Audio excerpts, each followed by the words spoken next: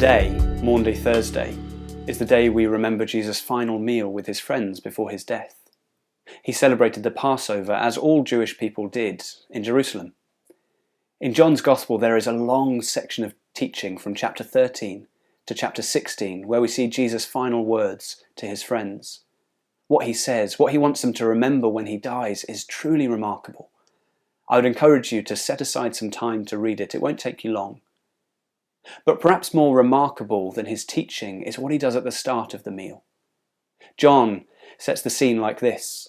He tells us that Jesus knew his hour had come to do what he came to do. He also reminds us that Jesus has all the power of God at his disposal. And then he points out that Judas is sitting there and that Jesus knows Judas will betray him. What should we be expecting? Surely if we were writing the story, this all-powerful Jesus sitting face to face with his betrayer, his enemy, we would expect a cosmic display of power. We'd expect Jesus to defeat, to destroy Judas. But what happens next? Jesus got up from the table, took off his outer robe and tied a towel around himself.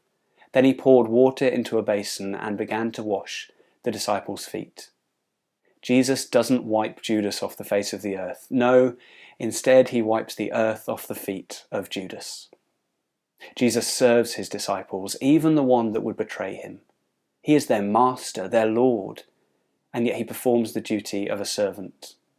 Of course, the cross, which would happen just a day or so later, is the greatest act of service and humility. But before that, one of the last things Jesus wanted his disciples to remember was him washing their feet. He serves them, and then he says this: "If I, your Lord and teacher, have washed your feet, you also ought to wash one another's feet."